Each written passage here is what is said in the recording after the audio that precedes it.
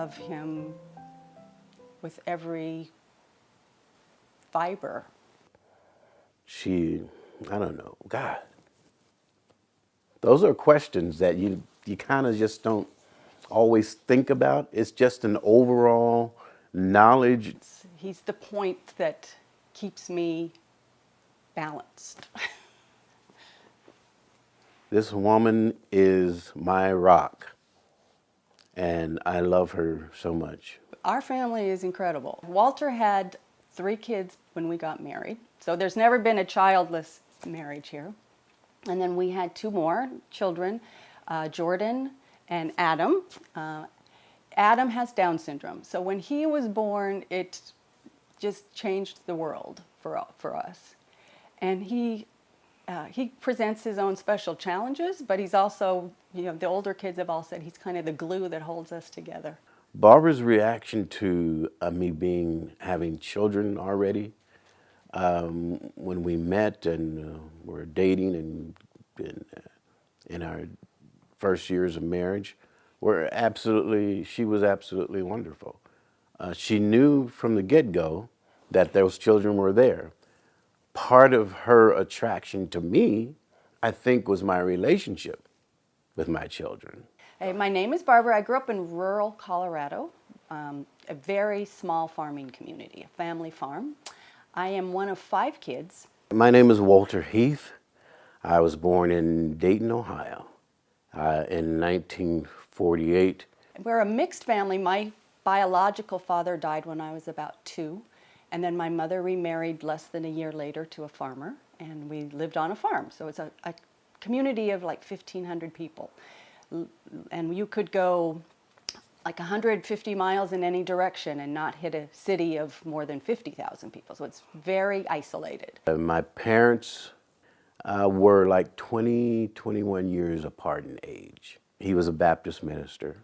We were Catholic and very devout. I mean, we went to regular Mass, and it was a very big part of our lives, our religious life. We went to church a lot. The Bible, gospel, music, and that whole life was how I grew up. I went to the University of Colorado in Boulder. That's when I left the small town and went to a big university town. And then I went to Cleveland, Ohio, where I went to nursing school. I was in nursing school when I met Walter. I have not completed a college degree. I've gone back to college over and over many times in my life since leaving high school. But I changed my direction here, took courses here, playing here, music, sciences, all over the place. I just never grew up to say I wanted to be something. So music always was there. Become as true brethren in the one and indivisible religion of God, free from distinction. For verily God desireth that your hearts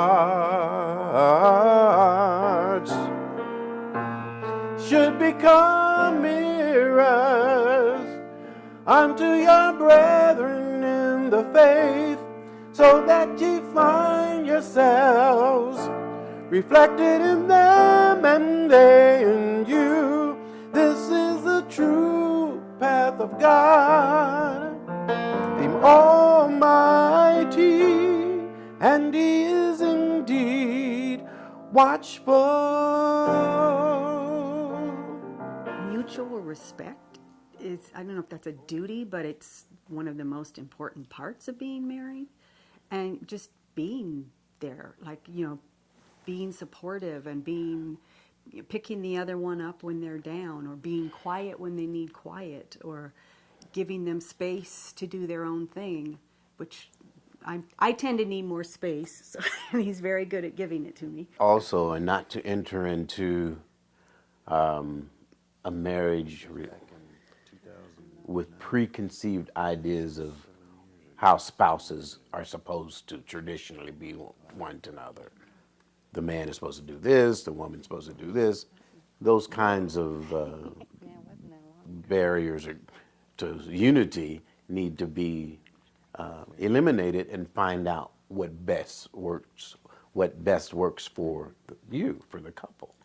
And so those lines of masculine and feminine are explored and utilized to the best benefit of the relationship and the couple. You like that one. Look at that suit you have on. Pretty cool, huh? Walter and I met when I was visiting my sister for the summer in Ridgecrest, California. And she had a race unity day and invited Walter to come and sing. So he came with two of his children. I was singing some songs, and Barbara started singing along. And I said, she knows these songs. So that just piqued my interest from the get-go. I was very enamored, first with the voice, because he has an incredible voice, and then with the way he was with his kids. I inquired the next day. I think I called her sister and asked her about Barbara, and kind of got the idea that there was a mutual, attraction there. And then through the rest of that summer, we got to know each other a little better and dated. It became serious pretty quickly, which really surprised me because I was not looking for anything like that. But I was, attracted to his spirit. I lay all my affairs in thy hand. Thou art my guide and my refuge. I will no longer be sorrowful and grieved. I will be a happy and joyful being. Oh God.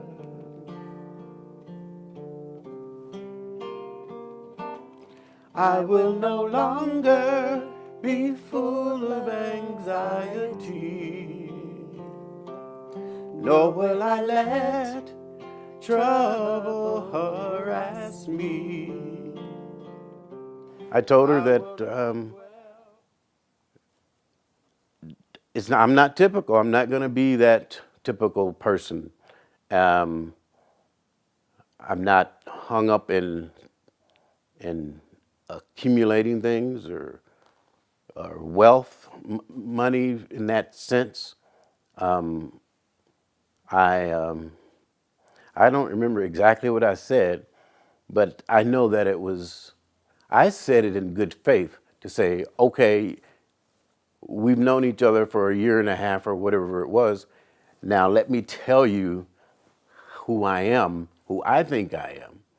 And it may not be attractive to a young person just in graduating and getting her degree and all those things and her aims and plans. And you just need to know that. That's kind of where I came from. She knew I loved her, but I was just trying to be real. It's become a bit of a joke that the actual proposal was not at all romantic. Walter and I are very different. He's about 11 years older than me. At the time I was Catholic, he was Baha'i, he was divorced, he had kids, his employment was iffy. We were just very, very different in so many ways.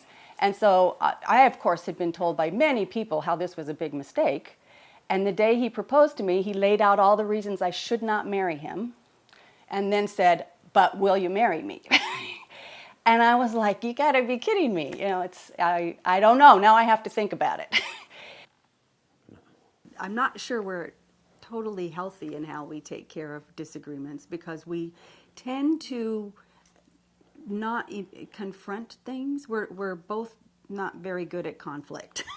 So we will let it kind of simmers for a day or two until sometimes it just goes away because suddenly what you thought was a problem really wasn't. It was just the mood of the moment. But the bigger items, we talk about them. We consult about them. To be fair, there haven't been very many really big things that have come up. That there've been big items, but we've never really had big disagreements.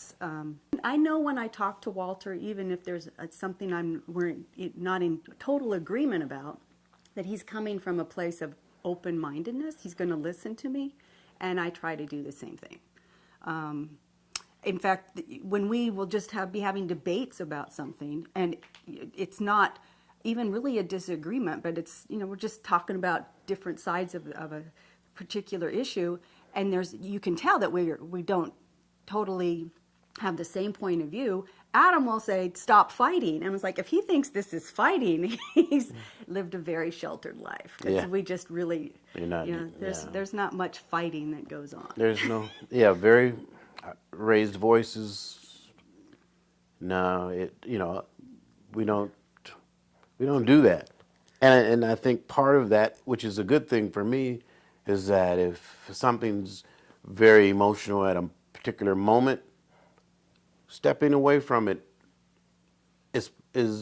works, because otherwise you say things, you act out in ways that are not authentic to the issue itself. You kind of have to think about stuff. You have to go say some prayers, read a book, go for a run, all those kind of things that pick up the guitar and start singing, and just chill. And then, if it's still persisting, then you come and talk about it. But you're not in that emotional state anymore. The Baha'i faith is the central part for each of us as individuals, and it's consequently, when that's the priority in your individual life, it becomes the priority in your together life, your married life. He had already become a Baha'i, but he grew up in a very religious family. Faith was a big part of our lives before we were Baha'is. So it just remained so with a different expression. If things are not quite right, like I'm not liking him that particular day, the faith is, and the commitment to marriage and what marriage is in the Baha'i faith, that's what keeps you going to the next day. The Baha'i teachings in our lives